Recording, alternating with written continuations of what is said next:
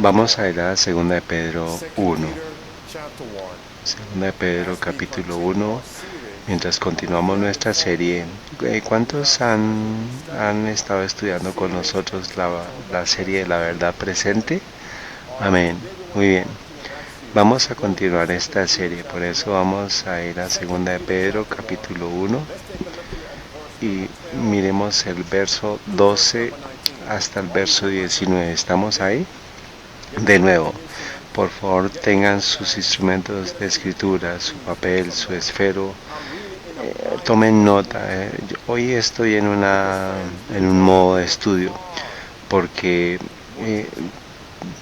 tenemos que estar estudiando más que haciendo fábulas, sino que tengamos que estudiar bien. Vamos a el Ministerio de Curación, página 148, dice: la Iglesia de Cristo está organizada para servir. ¿Para qué está organizada la Iglesia? Para servir.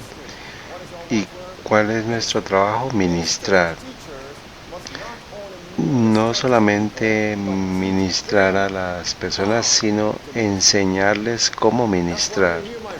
Dice: no solo han de instruir a sus oyentes los buenos principios, sino también educarlos para que sepan comunicar estos principios. Muchas personas están hambrientas por el pan de vida y nosotros hoy tenemos que darles a ellos fragmentos, así como Jesús fue capaz de alimentar a 5,000 personas para dárselos a aquellos que están hambrientos, no solamente por el pan físico, sino por el pan espiritual. Por eso tome notas, porque eso es la manera. Padre Celestial, vamos a empezar este estudio. Danos tu entendimiento y tu sabiduría. Es nuestra oración en el nombre de Cristo Jesús. Amén. 2 de Pedro 1, verso 12. La Biblia dice: por esto yo no dejaré de recordaros siempre estas cosas, aunque vosotros las sepáis y estéis afirmados en la verdad presente. Ahora, resalten por favor la palabra establecidos o afirmados, para enfatizar, para llevarlos al punto en que nosotros tenemos que establecernos en la verdad presente. Y si nosotros pensamos en esto, si alguien está establecido, ¿qué va a pasar con eso? No va a ser zarandeado. El zarandeo va a venir porque no estamos establecidos, entonces no vamos a ser zarandeados. ¿Y en qué debemos estar establecidos? En la verdad presente. Y hemos estudiado en esta serie, como lo dice en el libro de Primeros Escritos, página 63, dice: son muchas preciosas verdades que contienen la palabra de Dios, pero es la verdad presente lo que el rebaño necesita. He visto el peligro que existe de que los mensajeros se desvíen de los puntos importantes de la verdad presente para espaciarse en temas que no están calculados para unir el rebaño ni santificar el alma. ¿Qué es lo que comprende la verdad presente? ¿Y qué hace la verdad presente? Entonces, la verdad presente, ¿qué dice? La verdad une el rebaño y santifica el alma. ¿Y qué no va a pasar? Si no hay verdad presente, no hay unidad y no hay santificación. ¿Da sentido eso? Ahora, en Juan 17:17, ¿qué dice? Santifícalos en tu verdad. ¿Por qué? Porque tu palabra es verdad. En el mismo Juan 17, Juan habla de la unidad. Habla de la unidad en la verdad. Dice: en esto Satanás aprovechará toda ventaja posible para perjudicar la causa, pero los temas como el santuario, en relación con los 2300 días, los mandamientos de Dios y la fe de Jesús, están perfectamente calculados para explicar el movimiento adventista pasado y mostrar cuál es nuestra posición actual, establecer la fe de los que dudan y dar certidumbre al glorioso futuro. Cuando vengan cosas que nos vayan a zarandear, no vamos a hacerlo. Entonces, de nuevo, estas cosas están perfectamente calculadas para explicar el movimiento adventista pasado y mostrar cuál es nuestra posición actual. Establecer la fe, ahí está nuestra palabra, establecer la fe de los que dudan y dar certidumbre al glorioso futuro. He visto con frecuencia que estos eran los temas principales en los cuales deben espaciarse los mensajeros. Pongan ustedes en su papel Apocalipsis 14 y miremos el verso 12.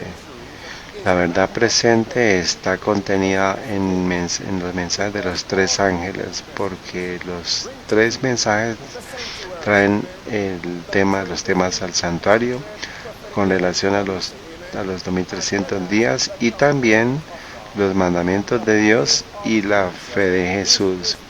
Esto es verdad presente y por eso es que Dios nos da a nosotros un logo específico. ¿Con cuántos ángeles? 3 ángeles. ¿Por qué? Porque nos está mostrando y nos está diciendo cuál es el mensaje que tenemos que darle al mundo, que es el mensaje de los 3 ángeles, que comprenden que la verdad presente. Vamos a ir a Apocalipsis 14, 12. Por eso es que es peligroso cuando nuestros líderes rechazaron el logo que Dios nos dio. Y mientras nos ha dado otro logo que vino de Babilonia, que es una estampa ecuménica. Usted no quiere eso, tenemos que ir a volver a los antiguos caminos de nuestra fundación de las antiguas generaciones. Cuando estas personas vean este logo van a preguntar ¿qué significa este logo? Pero el que se nos ha dado, hemos visto este logo en medio de otras denominaciones. Este logo es diferente. ¿Qué significa este logo? Así como Israel cruzó el Jordán y Dios le dijo a Israel que tomara del Jordán 12 piedras y construyeran un altar. ¿Qué fue lo que le dijo Dios a Moisés y a Josué? Que cuando los hijos preguntaran estas 12 piedras qué significaban, los padres que dirían, ellos repetirían la historia de su movimiento, cómo Dios los liberó no solamente de Egipto, sino con los peligros de la apostasía en medio de las naciones que rodeaban a Israel y de las religiones también. Por eso es que nosotros tenemos el logo de los 3 ángeles y podemos decirle al mundo que Dios nos ha separado a nosotros, adventistas del séptimo día, del mundo. Mientras yo digo esto, por favor escriban ustedes Testimonios para la Iglesia, página 431 en español. Dice: Dios ha llamado a su iglesia en este tiempo como llamó al antiguo Israel, para que se destaque como luz en la tierra por la poderosa cuña de la verdad. Los mensajes de los ángeles primero, segundo y tercero la ha separado de las iglesias y del mundo para colocarla en sagrada proximidad a sí mismo. Es esto, mis amigos, el logo de los 3 ángeles. Por eso vamos a regresemos a Apocalipsis 14. Algunos han sido bautizados un año atrás, mucho tiempo atrás, pero nos hemos acostumbrado a ese logo, pero no, ese no es su logo original. No es lo que Dios nos ha dado a nosotros. Alguien lo ha cambiado la señal en el camino. Usted alguna vez ha estado caminando o manejando y está buscando las direcciones, y cómo es importante seguir las direcciones y las señales. Muy bien. Vamos a ir a Apocalipsis 14, el verso 12. Dice, pero pastor, ¿por qué es tan importante esto? ¿Usted ha visto una señal de Target en Walmart? ¿O en Macy's, cerquita? Que está cerca. ¿Por qué no? Porque son dos entidades separadas, mis amigos. Y el logo muestra quién está a cargo. ¿Y qué esperar? Por eso cuando usted habla, usted camina en el almacén, yo iba a decir, usted no va a Walmart para comprar carros. Allá los arreglan y los reparan, pero no venden carros. De pronto más adelante sí, porque sabemos que se van a formar los monopolios. Pero bueno, volvamos a nuestro punto. Muy bien, estamos en Apocalipsis 14:12, dice, aquí está la paciencia de los santos.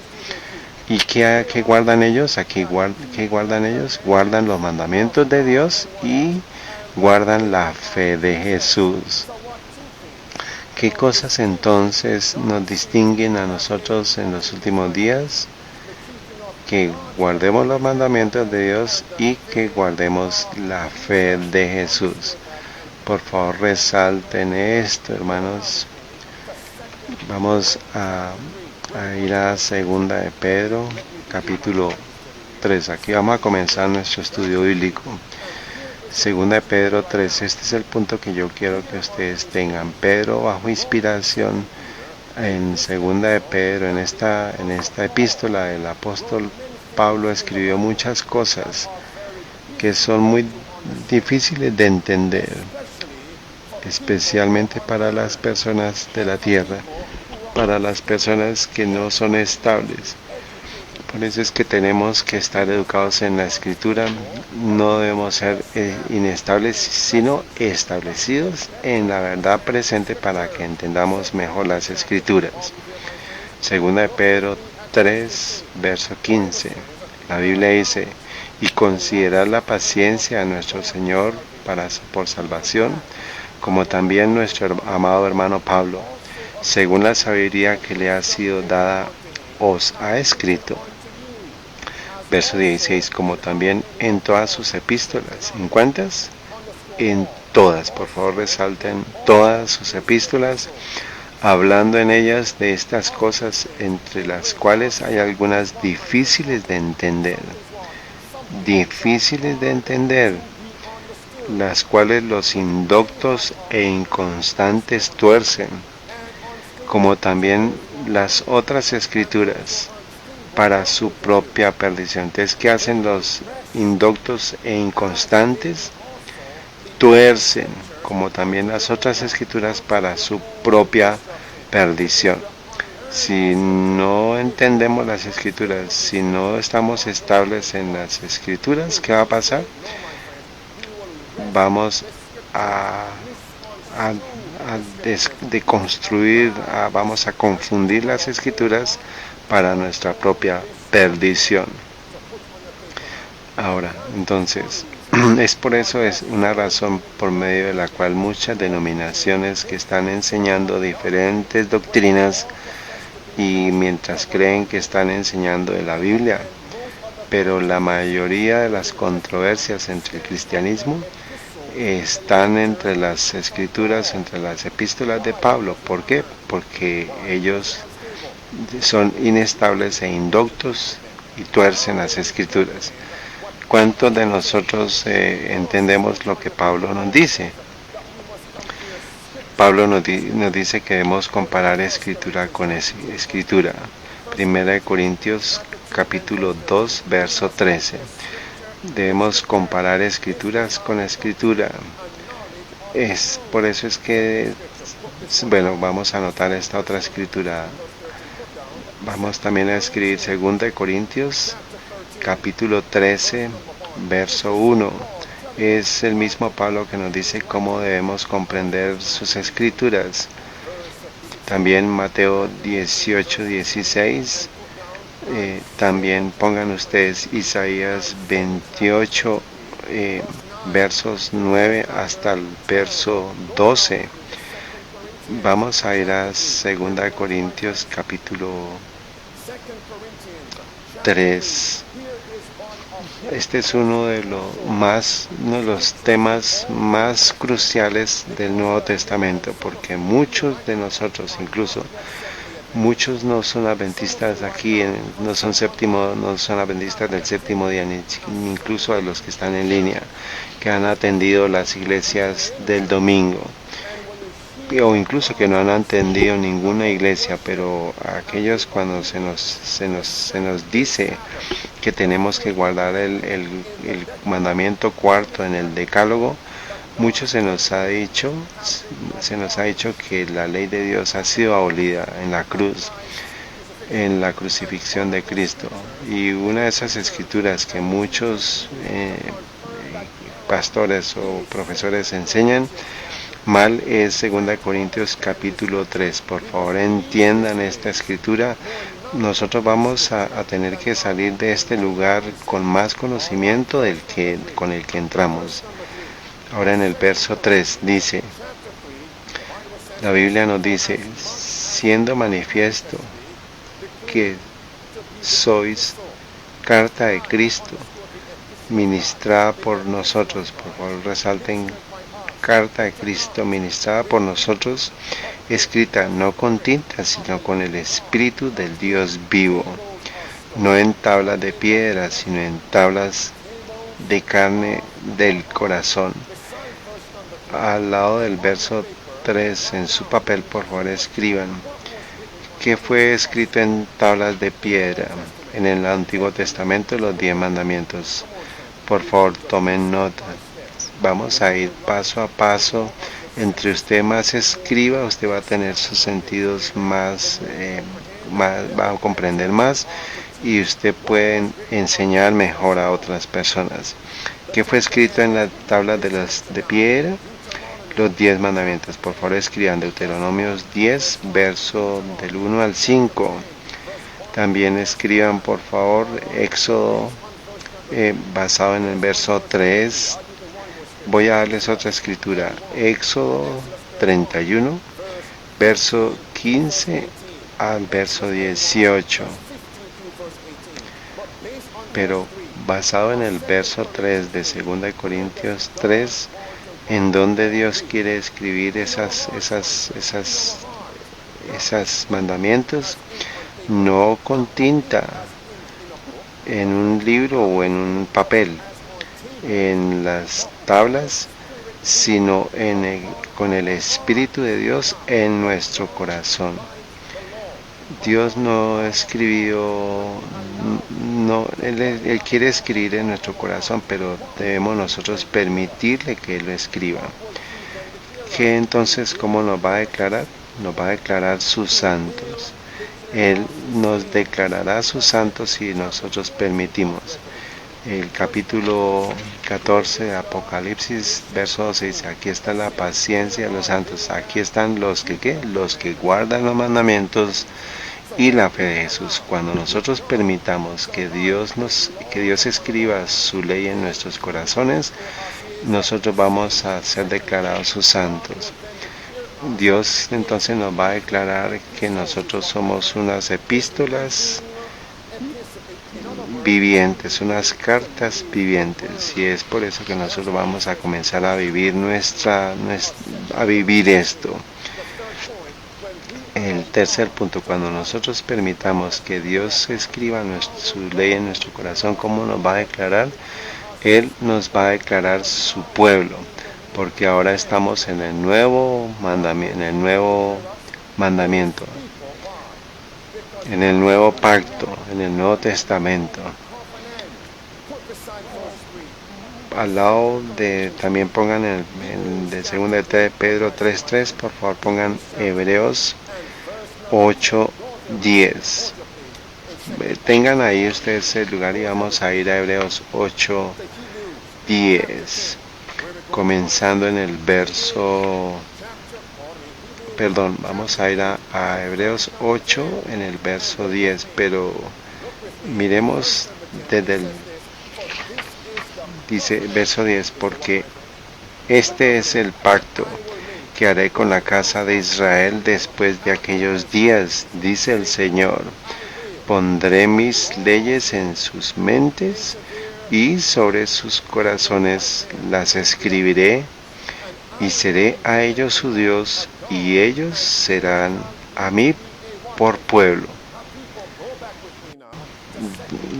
Ahora regresemos a 2 Corintios capítulo 3, verso 3. Tenemos que permitir que Dios escriba en nuestra mente y en nuestro corazón, y cómo Dios nos va a declarar su pueblo, cómo Dios va a conocer a su pueblo en el último tiempo. Entonces, porque ellos le han permitido escribir su ley en donde, en su corazón, en su mente,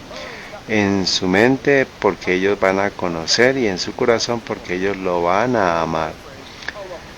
Oh, amigos, nuestra oración debe ser: amado Dios, permite que yo ame tu ley. Enséñame a amar esta ley. Muy bien. Amigos, a menos que nosotros lo amemos, nosotros no vamos a poder obedecerle. Ahora, cuando nosotros permitamos a Cristo que escriba su ley en nuestro corazón, en el verso 6 de 2 Corintios 3, nos dice que Él nos va a enviar como sus obreros bíblicos, nos va a enviar como sus misioneros. ¿Cuánto de ustedes quieren vivir para Dios? Dios nos ha dado mucho a nosotros, incluso a aquellos que están en línea. Dios nos ha dado mucho. Ahora dice en el verso 6, dice en el 2 Corintios 3, 6, dice: el cual también nos ha hecho ministros suficientes. ¿Quiénes son nos? ¿A quién se refiere como nos? Aquellos que le permitimos que se escriba su ley en nuestro corazón. Esto es el nos que está ahí. Dice: el cual también nos ha hecho ministros suficientes del Nuevo Testamento. No de la letra, sino del Espíritu, porque la letra mata, mas el Espíritu vivifica. Este es un texto muy potente. Este es un texto que muchas personas en el mundo protestante usan para decir que los mandamientos de Dios fueron abolidos, porque la letra mata. ¿Fue lo que escribió Pablo? Sí, pero eso no es lo que significa. ¿Cómo lo saben? Entonces comencemos nuestro estudio. En el verso 6, el cual también nos ha hecho ministros suficientes del Nuevo Testamento. ¿Qué debemos entonces predicar? Basado en el verso 6, ¿qué debemos predicar? A medida que más me hablan, es que estamos estudiando, entendiendo más. ¿Qué debemos proclamar? El Nuevo Testamento. ¿Qué significa? ¿Significa que solamente nos ubiquemos o estudiemos o enseñamos desde Mateo hasta Génesis? No. ¿Hasta Apocalipsis? No. Es por eso que tenemos que ser ministros del Nuevo Testamento, que enseñemos desde Mateo hasta Apocalipsis. Entonces, ¿qué significa si no es que prediquemos el desde Mateo hasta Apocalipsis? ¿Verdad presente? Por favor, díganme. Todo lo que está escrito en nuestro corazón. ¿Qué más? ¿Qué significa que Dios quiere que nosotros seamos predicadores del Nuevo Testamento? Entonces vamos a empezar a estudiar. Ponga por favor, el Nuevo Testamento significa el nuevo pacto. ¿Qué significa el Nuevo Testamento? La misma palabra testamento es pacto. Y el contexto lo confirma. Ya leí dos razones por medio de las cuales confirmar. ¿Qué es lo que está en el verso 3 de 2 Corintios 3? ¿Qué es lo que Dios quiere que nuestra ley esté en nuestro corazón? Y Hebreos capítulo 8, verso 10, ¿qué fue lo que nos dice? Que nosotros permitamos a Dios que escriba su ley en nosotros. Vamos a entrar en el nuevo pacto. Por eso, en el verso 6, Dios nos está diciendo que Dios nos quiere hacer ministros del Nuevo Testamento, o sea, del Nuevo Pacto. El segundo punto para confirmar esto, ¿qué significa el Nuevo Testamento?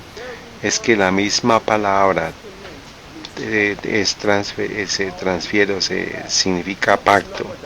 Pongan por favor ese número en el Nuevo Testamento, para la palabra testamento, en el libro de la Concordancia Bíblica H, eh, perdón,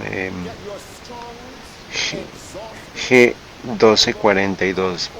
Busquen en la Concordancia Bíblica G 1242. En su diccionario la palabra testamento significa pacto. Dios nos está llamando para que nosotros podamos ser ministros del nuevo pacto. Vamos a ir a Hebreos 8 de nuevo. Y vamos a ir a lo que significa el nuevo pacto. ¿Cuántos de ustedes han estado en la ciudad y pasan una iglesia y la mayoría de las personas tienen nombres en sus iglesias?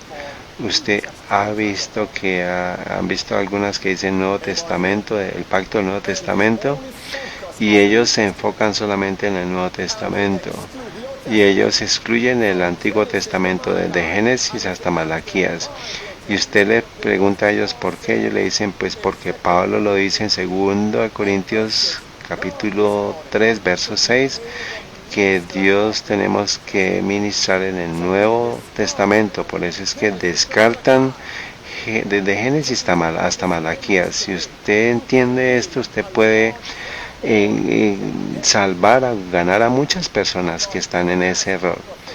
Aquellos profesos cristianos que dejen la oscuridad y vayan a la luz. Amén. Esta es nuestra misión. ¿Qué significa, hermanos, el Nuevo Testamento, el Nuevo Pacto? Dice, verso 7, es victoria sobre el pecado. Entonces, ¿qué significa el Nuevo Pacto? Es victoria sobre el pecado. Es que se borren los pecados del pecador. Ahora en el verso 7, porque si aquel primer pacto hubiera sido sin falta, no se hubiera procurado lugar para el segundo, porque hallando falta en ello dice, he aquí vienen días, dice el Señor, cuando estableceré con la casa de Israel y con la casa de Judá un nuevo pacto.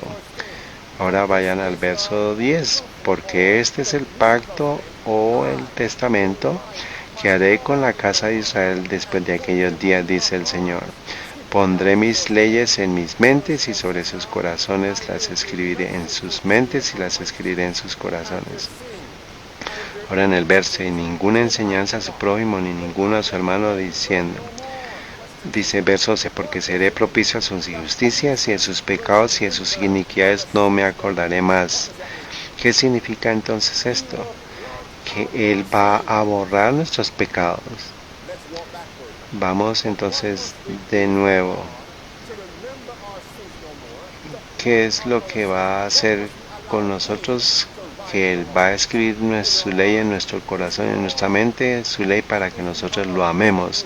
Si nosotros obedecemos su ley por su gracia y por su amor, no vamos a pecar. Y Jesús no solamente puede perdonarnos, sino olvidar nuestros pecados por siempre. Esta es la enseñanza del Nuevo Testamento. Usted no ha escuchado nada todavía. Ahora, escriban otro significado del testamento, el Nuevo Testamento. Ese término Nuevo Testamento significa una voluntad. Voluntad. El término Nuevo Testamento significa la voluntad de Dios. Ustedes han escuchado un término legal llamado voluntad o testamento. Ustedes no están conmigo. Ustedes han escuchado o ha firmado algún documento legal llamado voluntad o testamento. ¿Qué es una voluntad o testamento en el mundo normal? ¿Qué es? Vamos a mirar la definición. Esto está en Wikipedia. Dice, una voluntad o testamento es un documento legal por el cual una persona, el testador, expresa sus deseos en cuanto a cómo su propiedad se va a distribuir en la muerte y los nombres de una o más personas. El ejecutor para gestionar el estado hasta su distribución final. Para la devolución de la propiedad no asignada por voluntad, vea herencia o intestado. Vea herencia o intestado. Cuando Dios nos está llamando a nosotros para enseñar el Nuevo Testamento, para predicar la verdad, es algo que Dios quiere hacer, que quiere que el mundo conozca, de lo que nosotros sepamos de que Dios tiene un testamento. ¿Qué es una voluntad o qué es un testamento? Y el testamento se da después de que la persona muere. ¿Cuál es la voluntad o cuál es el testamento? Que Dios nos quiere dar la vida eterna. Por favor, escriban eso. Él nos quiere dar la vida eterna. Este es el Nuevo Testamento. Y esto es, la vida eterna está basada en una condición, que nosotros creamos que nosotros podemos recibir vida eterna. Y creer es fe. Mientras Dios nos da la fe para creer, podemos tener vida eterna. Y esta creencia, esta fe, nos va a causar que nosotros obedezcamos su ley. ¿Está bien? Al lado de 2 Corintios 3:6, por favor escriban Hebreos 9 desde el verso 15, desde el 15 hasta el verso 17. Vamos allá, amigos. Este es el Nuevo Testamento, este es el nuevo pacto. Por ser lectores superficiales no vamos a estar anclados en nada, no vamos a estar establecidos en la verdad presente si usted es un lector superficial. ¿Qué significa el Nuevo Testamento? El nuevo pacto. Segundo, ¿cuál es la voluntad de Dios? ¿Cuál es la promesa de este documento? Vamos a ir ¿a dónde? A Hebreos, capítulo 9, verso 15. ¿Estamos allí? Observemos cuidadosamente. Dice, y por causa de esto, Él, Jesús, es mediador ¿del qué? Del Nuevo Testamento. Nos alejamos del punto, no, el significado está ahí. Es el mediador del Nuevo Testamento. Esto significa que el nuevo pacto, para que interviniendo muerte para la redención de las transgresiones que había bajo el primer testamento, los llamados reciban la promesa de la herencia eterna, que está en el primer testamento, que está en el testamento, que recibamos la promesa de la herencia eterna. Verso 16, porque donde hay testamento, necesario es que intervenga muerte del testador. Es exactamente lo mismo que está diciendo sobre el testamento. ¿Ustedes lo ven? Muy bien, verso 17. Porque el testamento con la muerte es confirmado. De otra manera no tiene validez entre tanto que el testador vive. Cuando yo muero, antes de eso yo debo ¿qué hacer? Hacer mi testamento. Es llevado a la notaría para la protección de mis hijos, de mi esposa. Y en ese documento ahora el ejecutador de ese testamento viene a ser después de que yo muera. Mientras yo viva ahora Dios tiene un Nuevo Testamento, Dios no tiene una voluntad. En el verso 17, porque el testamento Con la muerte es confirmado. De otra manera no tiene validez, entre tanto que el testador vive. ¿Quién es ese testador? Jesús. Miremos cómo en el mundo natural, hermano, está explicado en la Biblia. Está justo ahí lo que acabamos de estudiar. Este es el testador y lo encontramos en la Biblia. ¿Y cuál es la condición para recibir la vida eterna? ¿Qué debemos permitir? Que Cristo escriba su ley en nuestro corazón. Ahora vamos a ir a Hebreos 10. Miremos el verso 16. Dice: este es el pacto que haré con ellos. Después de aquellos días, dice el Señor, daré mis leyes en sus corazones y en sus mentes las escribiré. ¿Esta es su voluntad? ¿Esto es el testamento? Sí. ¿No es este el nuevo mandamiento? ¿No es este el nuevo pacto? Digan, si usted entiende, digan amén, porque yo estoy perdiendo entonces mi tiempo acá. Padre Celestial, te damos gracias por tu escritura, en nombre de Cristo, amén. Dice: este es el pacto que haré con ellos después de aquellos días, dice el Señor, daré mis leyes en sus corazones y en sus mentes las escribiré. Verso 7, y nunca más me acordaré de sus pecados e iniquidades. Cada uno de nosotros, incluso aquellos que están en línea, por favor lean el verso 19. El verso 19 nos está diciendo que cuando nosotros enseñemos el Nuevo Testamento, el Nuevo Pacto, es porque esto lo vamos a conectar con el santuario. Eso es verdad presente. ¿Y qué es verdad presente? ¿Qué asuntos comprende la verdad presente? Dice, pero los asuntos como el santuario, en conexión con la profecía de los 2300 días, los mandamientos de Dios y la fe de Jesús. Ahora sí vamos a verso 19. Así que hermanos, teniendo libertad para entrar, ¿en dónde? En el lugar santísimo, por la sangre de Jesús. Que debemos conectar con la enseñanza del Nuevo Testamento, que Dios nos quiere dar una herencia eterna. Amigos, Dios tiene unas mansiones por nosotros. Dice Jesús: voy a preparar lugar para vosotros y voy a llevarlos a ese lugar. Y volveré y os llevaré a conmigo, para que donde yo esté, ustedes también estén conmigo. Este es la herencia eterna. Cuando esto mortal, ¿qué significa esto mortal? Pues lo físico. Cuando esto mortal reciba la inmortalidad, cuando esto corruptible sea incorruptible, entonces seremos cambiados en un momento, en un abrir y cerrar de ojos.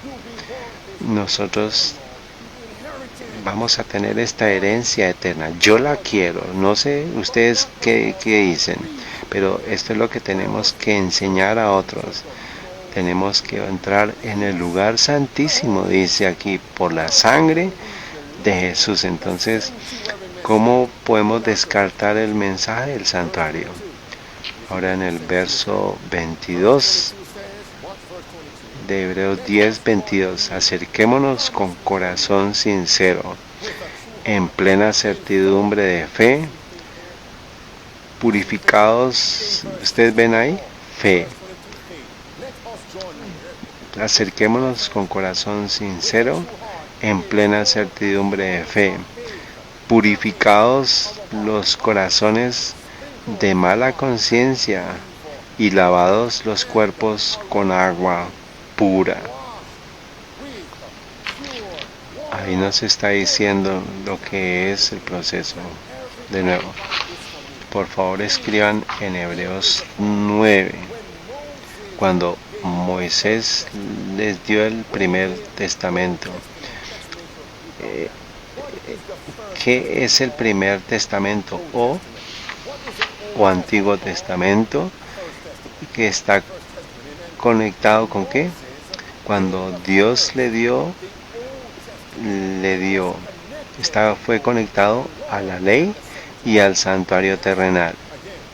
Muy bien, cuando Moisés le dio el primer mandamiento, el primer testamento o antiguo pacto, les dio la ley y el santuario terrenal. Pero, ¿qué está conectado con el Nuevo Testamento o el segundo pacto? Está conectado la ley y el santuario celestial. ¿Da sentido esto? Sí. Ustedes no me están mirando. Vamos de nuevo a Hebreos 9. Ahora vayamos de nuevo al verso 15. Y por causa de esto, Él es mediador ¿de qué? Del Nuevo Testamento. Vayamos al verso 18. De donde ni aun el primer testamento fue consagrado sin sangre. De donde ni el primer testamento fue consagrado sin sangre. Si usted se duerme en esto, usted va a perder el siguiente punto, por favor. De donde ni aun el primer testamento fue consagrado sin sangre. Porque, verso 19, porque habiendo hablado Moisés todos los mandamientos de la ley a todo el pueblo, tomando la sangre de los becerros y de los machos cabríos, con agua y lana de grana e hisopo, roció al mismo libro. Por favor, resalten toda la frase. Dice que roció el mismo libro y también a todo el pueblo. Verso 20, diciendo, esta es la sangre del testamento que Dios os ha mandado. Este es el primero, ¿correcto? O el antiguo. Ahora leamos el verso 21 y miremos a ver si ustedes ven el santuario. Y verso 21, y además de esto roció también con sangre ¿a qué? El tabernáculo y todos los vasos del ministerio. Entonces si ven la conexión de la ley y del santuario. Este es el primer testamento o el antiguo mandamiento, el antiguo testamento. Es el santuario terrenal y la ley. Ahora en el verso 22 dice, y casi todo es purificado según la ley con sangre, y sin derramamiento de sangre no hay remisión. Verso 23, fue necesario entonces que las figuras ¿de qué? De las cosas celestiales fuesen purificadas con estas cosas. Pero las cosas celestiales mismas con mejores sacrificios que estos. Verso 24, porque Cristo no entró en el santuario hecho de mano, figura del verdadero, sino en el mismo cielo, para presentarse ahora por nosotros en la presencia de Dios. Por nosotros se presentó ante Dios. ¿Lo ven?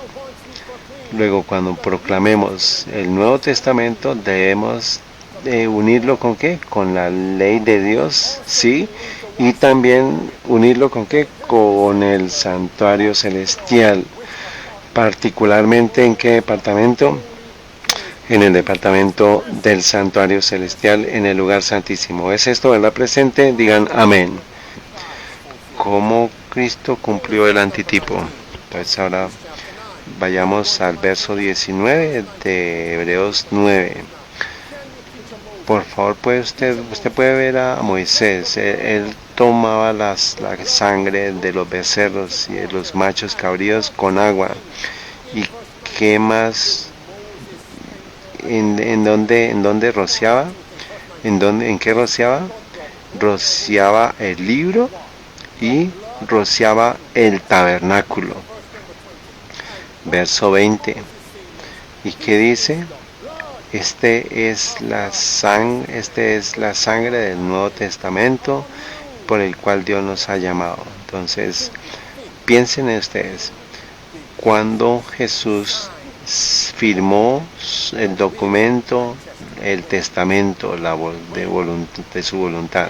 ¿Cuándo? En su muerte, pero Él está muerto.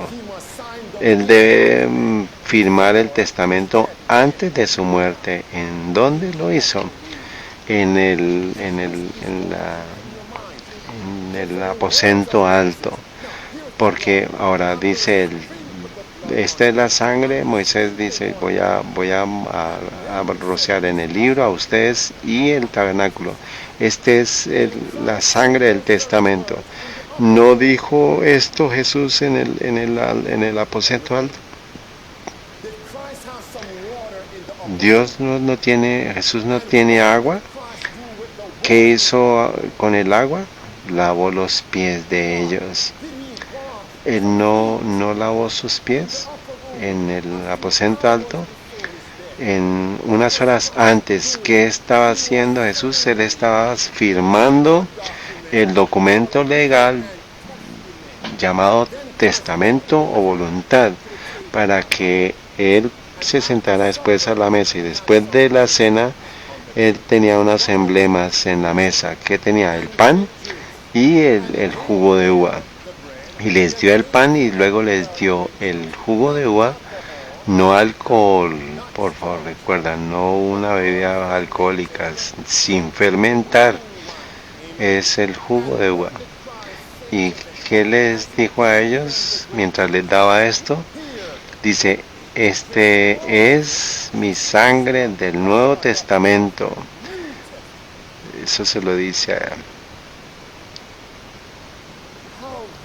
¿Cómo entonces podrían los discípulos no entender que Jesús estaba cumpliendo lo que Moisés hizo en el Antiguo Testamento?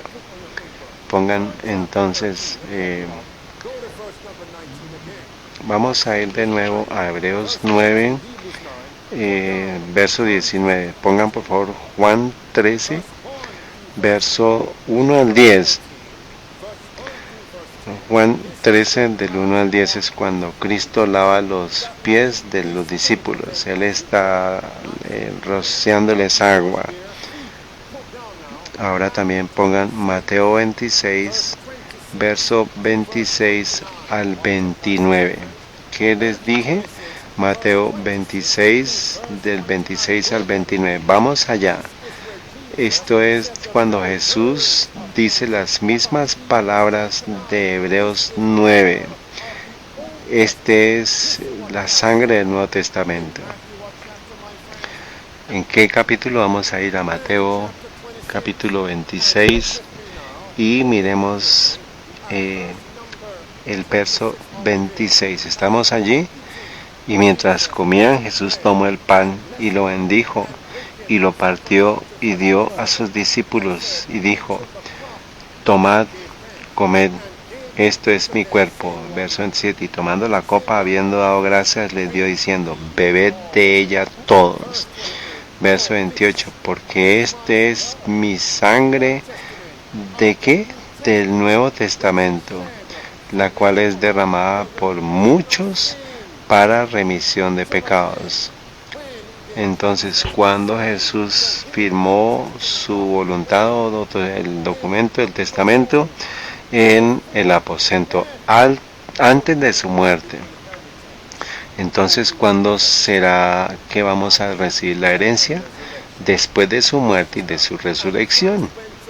Y Cristo va a ¿dónde? Al lugar santísimo, al lugar santo del santuario celestial. Pero ahora, ¿en dónde está ahorita? Desde 1844, en el lugar santísimo del santuario celestial. Él entró allí para recibir el reino en el santuario celestial. Sí, entonces ¿qué está esperando? Que nosotros le permitamos escribir su ley en nuestra mente y en nuestro corazón. Amigos, por favor escriban esto. Palabras de vida del Gran Maestro, página 47, el párrafo 4 y 5. Dice, Cristo espera con un deseo anhelante la manifestación de sí mismo en su iglesia. Cuando el carácter de Cristo sea perfectamente reproducido en su pueblo, entonces vendrá Él para reclamarlos como suyos. Todo cristiano tiene la oportunidad no solo de esperar, sino de apresurar la venida de nuestro Señor Jesucristo. El Nuevo Testamento es en el aposento alto, hermanos. Antes de que usted firme el documento, ¿qué debe hacer? Antes de que usted tiene que escribirlo primero. Entonces Jesús, cuando escribió el documento, cuando escribió ese documento, silencio en la iglesia, cuando Jesús puso en efecto el Nuevo Testamento, ¿cuándo? Ustedes tienen que entender esto. ¿Qué? Cuando el plan de salvación fue puesto en el mundo. Pongan en su papel. Entonces Jesús puso en efecto en el papel el Nuevo Testamento antes de la fundación del mundo. Porque el testamento no puede llevarse a cabo antes de que Él muera. Entonces, ¿desde qué momento Cristo escribió este documento? Cuando Dios hizo al hombre, Jesús le dijo, si el hombre va a pecar, ¿qué voy a hacer? Yo voy a dar su vida por él, para redimirlo y para traer a los hombres a Dios, a la voluntad perfecta de Dios. Dios lo hizo por medio de por su promesa. Antes de que Adán pecara, Adán ya tenía el nuevo pacto en lugar. Entonces, ¿cómo así que el nuevo pacto viene antes que el antiguo pacto? El Antiguo Testamento fue con Moisés, pero el Nuevo Testamento fue en el cielo, antes de que Dios hiciera al hombre. ¿Cómo puede ser el Nuevo Testamento? De otras maneras, de otra forma, el Nuevo Testamento llegó primero. El Nuevo Testamento llegó primero y Dios me dio esto, hermanos. Nuevo significa nueva revelación, porque Dios me está enseñando que mi voluntad no era que fueran ustedes sometidos a la ceremonia. Pero Dios nos da esto como una nueva revelación. Esto no es nuevo, esto fue desde el principio que se dio como ejemplo para lo que debemos ser, para que el hombre tenga victoria sobre el pecado por las promesas de Dios. Por eso es que tenemos que ir a Apocalipsis 13. El Nuevo Testamento estuvo lugar antes de que Dios hiciera a Adán y Eva, antes de que Adán y Eva pecaran. Eso se lo Jesús prometió que iba a morir antes de que fuera creado Adán y Eva. Apocalipsis 13:8 dice, y le adorarán todos los moradores de la tierra, cuyos nombres no están escritos en el libro de la vida del Cordero, el cual fue inmolado desde la fundación del mundo. Desde la fundación del mundo. Entonces, ¿cuándo fue puesto este testamento? En la fundación del mundo. Esto es una herencia, es nuestra. En estos últimos días, nosotros, si viene a ti, viene en lugar a Salvo Internacional, tenemos que llevarle al mundo como una nueva revelación. No es nueva, sino es desde el principio, pero es una nueva revelación. Tomemos la otra escritura, Génesis 3:15, que dijo ahí, y pondré enemistad entre ti y la mujer, y entre tu simiente y su simiente. Él te herirá en la cabeza, y tú le herirás en el calcañar. Esto fue en el Calvario. pero Satanás le va a pisotear la cabeza a Satanás y le puso enemistad. ¿Qué significa enemistad? Odio. ¿Entre quiénes? ¿Por qué? Por el pecado. Pues por su promesa de Dios, nosotros todos podemos tener victoria sobre el pecado. ¿Y dónde encontramos nosotros las promesas? Pues en su palabra. Por eso es que algunos escritores dicen, sosténganse en las promesas que no pueden fallar. Cuando venga la tormenta, hermanos, nosotros vamos a sostenernos por la verdad de la palabra de Dios. Yo estoy parado en las promesas de Dios. Esto es una promesa muy potente para nosotros. Nosotros tenemos que creer. Vamos a ir a 2 Corintios capítulo 3, verso 6. Esto es pan de la mesa del cielo, hermanos. Dios nos está llamando para ser ministros suficientes del Nuevo Testamento, proclamando que nosotros no solamente debemos predicar la ley, nosotros debemos también predicar no solamente la vestimenta o la salud o música, las reformas de educación. No solamente predique estándares, predique el Espíritu de Dios, fe en Jesucristo. Es solamente por recibiendo su Espíritu de Dios que nosotros podemos ser obedientes a los 10 mandamientos de Dios. Pongan entonces por favor eso, qué cosas deben unirse cuando nosotros proclamemos los 10 el Nuevo Testamento, la ley y la fe en Jesús.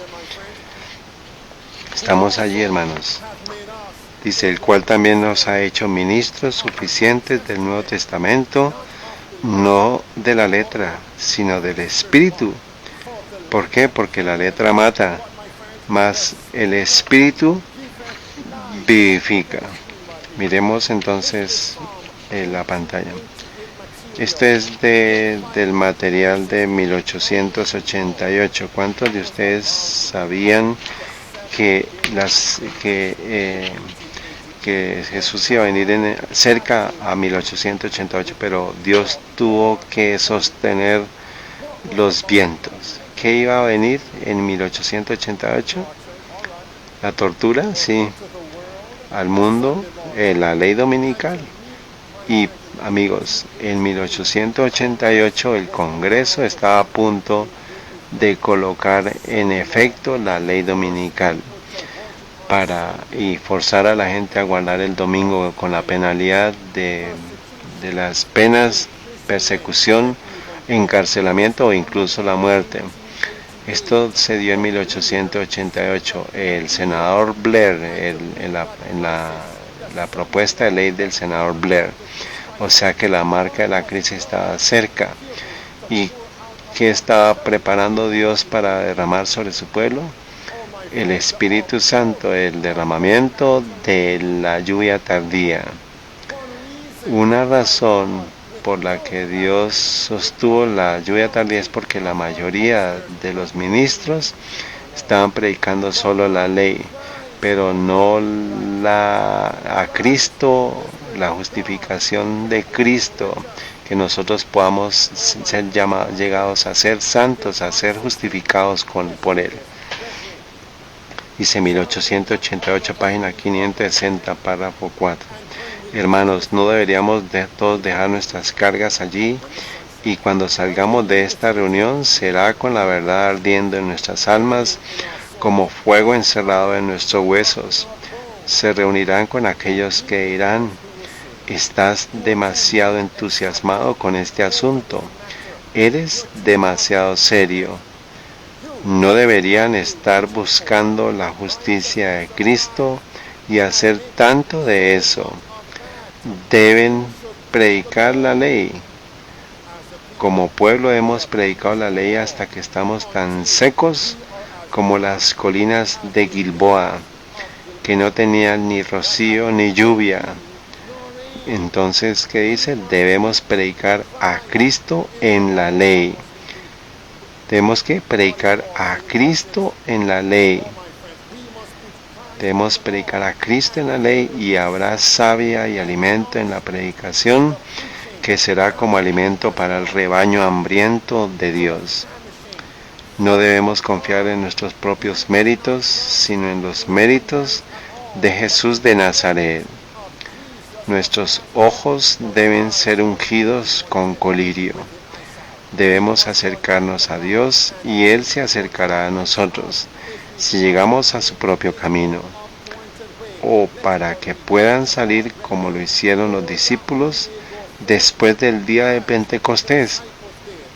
Y entonces vuestro testimonio tendrá un anillo vivo y las almas se convertirán a Dios. ¿Qué? Entonces vuestro testimonio tendrá un anillo vivo y las almas se convertirán a Dios. Vamos entonces a 2 Corintios capítulo 3, versos 6. Pablo está diciendo, no solo la letra, sino del Espíritu, porque la letra mata, mas el Espíritu edifica. ¿Qué es en el verso 3 entonces? ¿Qué es lo que Dios quiere escribir? La ley. Entonces no es que Pablo esté llamando diciendo que debemos quitar la ley. Está diciendo es que nosotros no debemos enfatizar una de la otra. Ambas deben estar conectados. Salmos 85, verso 10 dice, la misericordia y la verdad se encontraron. ¿Qué dice que es la verdad? Salmos 119, 142. Ahora en Salmos 85 dice, la misericordia y la verdad se encontraron, la justicia y la paz se besaron. Amigos, ¿y qué es la justicia? Tus mandamientos, Salmos 119, Salmos 119, 172, habla sobre la justicia de los mandamientos. Es que uno se besa con el otro, como el pastor de C.D. Brooks, cuando la ley y la gracia se besen. Ahora, la letra mata, pero el espíritu vivifica. Pongan por favor la letra, la ley mata. ¿Cómo es que la ley mata?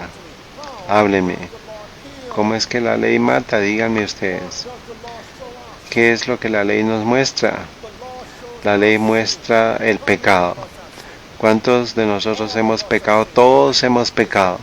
¿Y cuál es la paga del pecado? Por favor escriban Romanos 6:23, porque la paga del pecado es muerte, mas el don de Dios es ¿qué? Es vida eterna en Cristo Jesús, Señor nuestro. ¿La ley puede perdonar? ¿La ley puede perdonar? No, la ley no perdona. La ley no muestra la justicia, nos muestra el pecado, pero la ley señala a Jesús, a aquel que es justo para salvarnos. Esa es la justicia de Dios, eso es lo que Dios nos puede declarar a nosotros justo, darnos amor a nosotros, para que nosotros podamos desear obedecer su ley y tener la fe de Jesús. Estos deben estar conectados. Esta es la enseñanza del Nuevo Testamento. Esto es la lluvia tardía, victoria sobre el pecado, y vendrá para sellarnos, para establecernos en la verdad presente y en la preparación para la crisis que viene y la preparación para el cielo. Este es el mensaje de la lluvia tardía, este es el mensaje de la verdad presente. Ahora, Romanos 3, verso 23, por cuanto todos pecaron y están destituidos de la gloria de Dios. Vamos a ir a Romanos 7. La ley mata.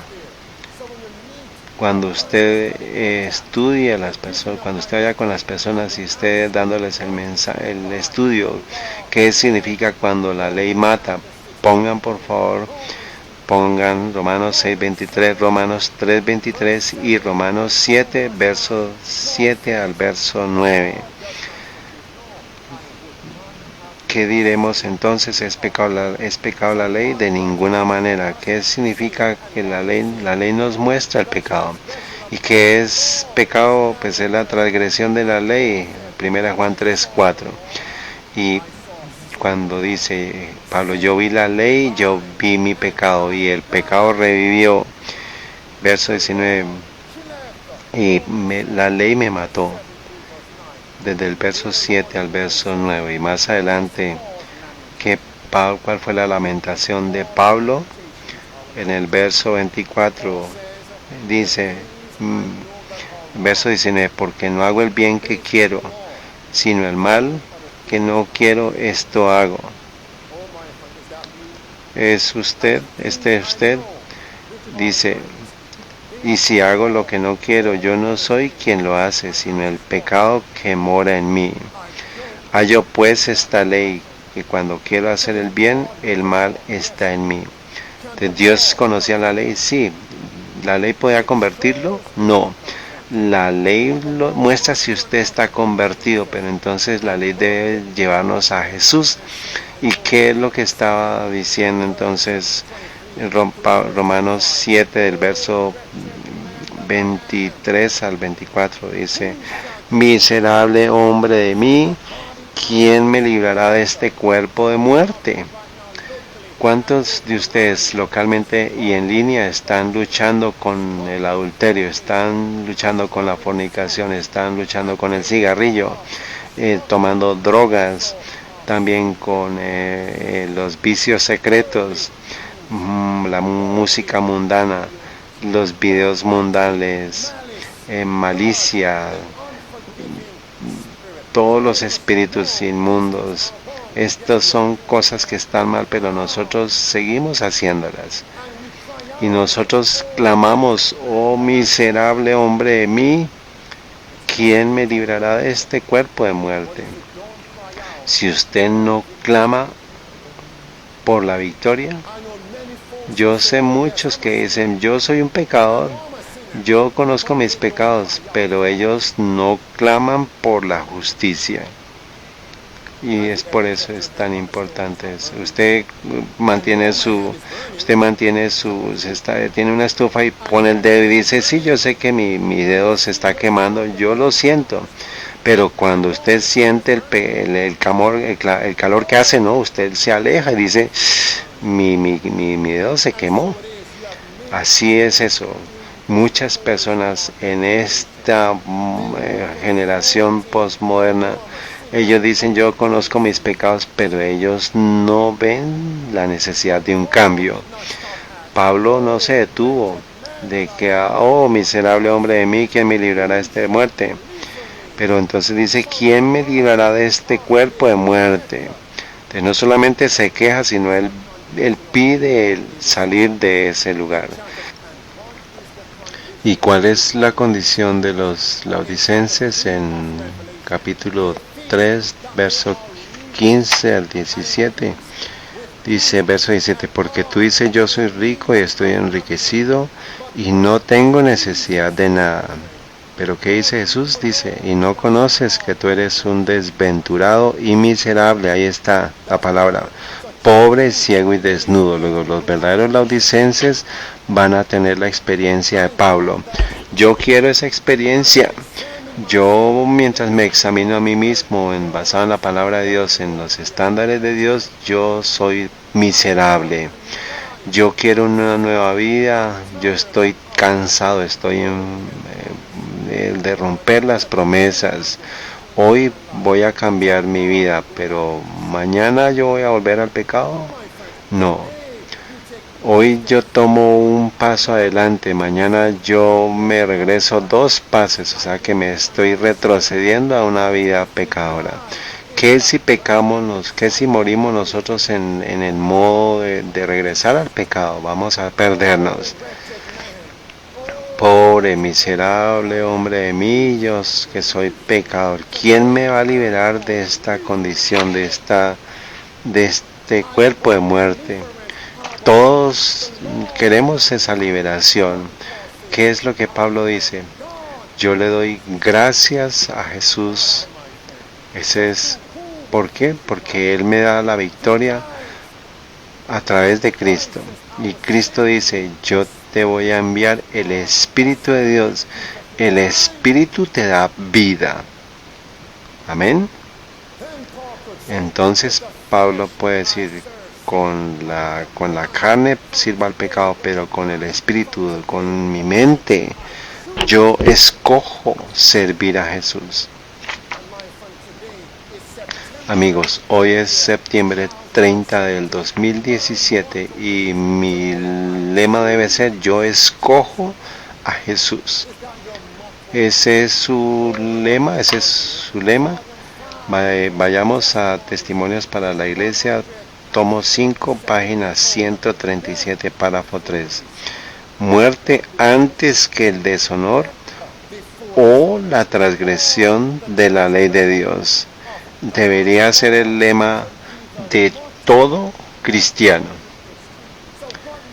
¿Qué es lo que debe ser nuestro lema? El lema de ustedes, prefiero morir antes que deshonrar o transgredir la ley de Dios.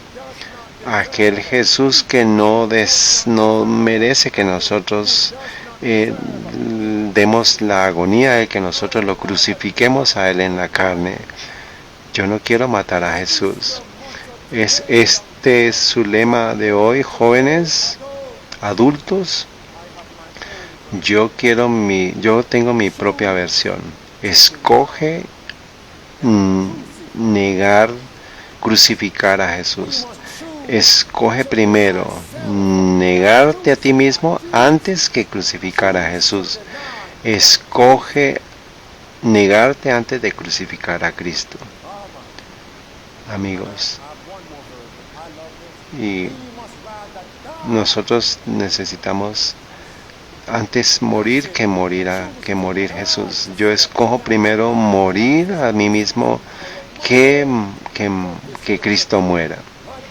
Por favor, escriban. El Espíritu da vida. El Espíritu da vida. Por favor, escriban Ezequiel capítulo 36, verso 26 hasta el verso 29. Dice, y os daré un corazón nuevo y pondré espíritu nuevo dentro de vosotros y quitaré de vuestra carne el corazón de piedra y os daré un corazón de carne. Verso 27, y pondré dentro de vosotros mi espíritu y haré que andéis en mis mandamientos y guardéis mis decretos y los pongáis por obra. ¿Quién va a darnos el camino hacia Jesucristo? El Espíritu. Él va a poner nuestro espíritu y eso va a causar que nosotros andemos en sus mandamientos y nosotros seremos llamados el pueblo de Dios. Por favor, escriban Filipenses capítulo 2. Es como nosotros podemos enseñar a las personas de cómo tener victoria sobre el pecado a través de Cristo. Filipenses 2, 12 dice al 13, por tanto, amados míos, como siempre habéis obedecido, ocupaos en vuestra salvación con temor y temblor. Verso 13, porque es Dios el que en vosotros obra así el querer como el hacer por su buena voluntad. No solamente predique los estándares, las reformas, la ley de Dios, enséñale a las personas cómo recibir el poder de Jesús, el hacer su voluntad. Ustedes recuerdan Mateo 24:14, habla de la palabra testimonio, dice, y será predicado este evangelio del reino, ¿en dónde? En todo el mundo, para testimonio a todas las naciones, y entonces vendrá el fin. Entonces, ¿qué? Testimonio para todas las naciones, y entonces vendrá el fin. ¿Qué debe pasar antes de que Jesús venga? El evangelio debe ser predicado ¿en dónde? En todo el mundo. ¿Cómo qué? como testimonio. Entonces, ¿quién debe dar el testimonio primero? La victoria sobre el pecado debe ser primero. ¿En dónde? En cada uno de nosotros. Ahora le voy a preguntar, ¿usted tiene una experiencia con Cristo personal? Si usted va caminando y se encuentra con alguien en este hotel, por ejemplo, aquí en Marriott, y él o ella le pregunta, ¿cómo yo tengo victoria sobre el pecado? ¿Usted qué va a decir? ¿Qué va a decir? Algunos de ustedes podrían decir, pues la Biblia dice, pero ustedes saben que eso es bueno, pero eso no es bueno suficiente. ¿Por qué? Porque ellos necesitan algo más. ¿Qué necesitan? Ellos necesitan tu testimonio, tu experiencia de que la Biblia primero, que las escrituras de la Biblia te han estado, quieren escuchar cómo esa Biblia te ha afectado a ti, ha afectado tu vida. Cuando ellos ven la escritura y ellos te ven, dicen, ah, sí, ahora sí, mientras, así como Dios está haciendo esto por ti, yo creo que también puede hacerlo para mí. Es un testigo, un testimonio vivo. Esto es lo que Dios espera de nosotros. Una iglesia que tiene el testimonio en el Evangelio, la ley y la conexión con Cristo. ¿Cuál es el primer paso? Entonces, ¿cómo yo tengo victoria sobre el pecado? ¿Cómo yo recibo el Espíritu de Dios? Es primero que tú lo pidas. Pedir. El primer paso, ¿cuál es? Pedir para que Él pueda ver nuestra necesidad. Pongan por favor Lucas 11, verso 9 al verso 13. Es la cosa más simple que nosotros podemos tener. Ese es el evangelio más simple. Jesús dice, yo os digo, pedid y se os dará, buscad y hallaréis, llamad y se os abrirá. El verso 13 dice, pues si vosotros siendo malos sabéis dar buenas dádivas a vuestros hijos, ¿cuánto más vuestro Padre Celestial dará qué? El Espíritu Santo a los que se lo pidan. Eso es lo que tenemos que tener. Si nosotros no pedimos es porque no vemos nuestra necesidad. Hoy yo veo mi necesidad. Hoy tú ves tu necesidad. Hoy yo veo mi necesidad para pedirle al Señor poder para tener victoria sobre el pecado. Hoy tú ves tu necesidad, pero usted no conoce, entonces tenemos que pedirle también a Él. Ahora también, por favor, ponga esta cita. Desear a todas las gentes, página 63, párrafo 2. Desear a todas las gentes, página 63.2. Dice, sería bueno que cada día dedicásemos una hora de reflexión a la contemplación de la vida de Cristo. Deberíamos tomarlo punto por punto y dejar que la imaginación se posesione de cada escena, especialmente de las finales. Y mientras nos espaciamos así en su gran sacrificio por nosotros, nuestra confianza en Él será más constante. Se reavivará nuestro amor y quedaremos más imbuidos ¿de qué? De su Espíritu.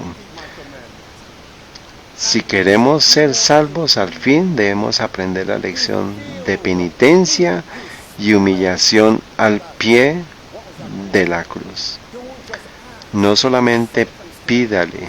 El segundo punto es que es pedirle al Señor que me dé el deseo consistente y permanente en mi devoción personal diaria. Usted no va a tener victorias sobre la vida, sobre los pecados, hasta que usted diariamente, individualmente, usted pase tiempo con Jesús en la tarde, en la mañana y al mediodía. Usted va a tener victoria y usted vea la vida de Jesús. Usted será una epístola viviente.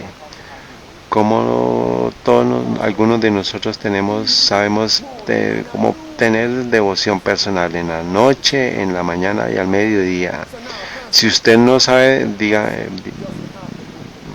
búsqueme después de que termine esto. Pero entonces, ¿cómo yo pongo este punto en la Biblia? Ponga Juan capítulo 6 del verso 53 al 63. Cada cristiano adventista cuando se bautiza es que se bautizó en el movimiento remanente. En el libro La Gran Controversia, página 70, se nos dice que el verdadero impulso del corazón es conducir a otras personas a Cristo. Si usted está en verdad convertido, el primer impulso, página 70 de La Gran Controversia, dice: el Espíritu de Cristo es un espíritu misionero. El primer impulso del corazón generado es el de traer a otros también al Salvador. Y es por eso que muchos jóvenes están dejando las iglesias, y aquellos que no dejan la iglesia, pero vienen a la iglesia solamente por un club social. Y ustedes dicen, pero vaya a ser testimonio de qué, testigo de qué, si yo no tengo la experiencia. Por eso es que la verdad presente debe venir a nuestra vida. Eso es lo que nos está llamando a nosotros aquí a Chicago, para impulsarnos a recibir la verdad presente. Juan 6, 53 al 55. Alguien dice: la ley de Dios es muy dura. Hay alguno que está luchando. Juan 6, 53 dijo: de cierto digo, si no coméis la carne del Hijo del Hombre y bebéis su sangre, no tenéis vida en vosotros. Verso 54, el que come mi carne y bebe mi sangre, ¿tiene qué? Tiene vida eterna. Dice: el que come mi carne y bebe mi sangre, tiene vida eterna, porque mi carne es verdadera comida y mi sangre es verdadera. El que come mi carne y bebe mi sangre, en mí permanece y yo en él. Verso 56. Esto es la experiencia de tener la vida en Jesús en las tardes, en las mañanas y al mediodía. Cuando yo paso el tiempo con la tarde, y yo sé que si yo, por ejemplo, pasé tiempo al mediodía y morí a la 1, pues yo muero en Cristo. Yo pasé tiempo con Cristo, yo reclamé sus promesas, y esa fue la examinación. Por eso es que no debemos permitir nada que nos quite nuestra experiencia. Tenemos que tener comunión con Él. Voy a darles esta cita: Obreros Evangélicos, página 105, párrafo 2. Se nos dice: observar celosamente vuestras horas de oración. Esta es la mejor parte del mensaje, hermanos. Debemos observar celosamente vuestras horas de oración, estudio de la Biblia y examen de conciencia. Poner aparte una porción de cada día para estudiar las Escrituras y examen de conciencia. Poned aparte una porción de cada día para estudiar las Escrituras y comunión con Dios. Así obtendréis fuerza espiritual y creceréis en el favor de Dios. No permitan que una llamada les disturbe su tiempo. No permita que nadie interrumpa su tiempo con Jesús. Habla sus Biblias y dígale: Señor, enséñame cómo vivir hacia el campo. ¿Cuántos de ustedes tienen? Si usted quiere, ¿cuántos quieren tener poder? Entonces vayan a sus concordancias que tengan poder, y cualquier palabra, cualquier texto, cualquier promesa que tenga que ver con poder. Si usted lee la Escritura, es una instrucción que Dios nos va a fortalecer para vivir esta experiencia, y vamos a recibir del Espíritu Santo. Si es una oración, esta es mi oración. ¿Cuál es?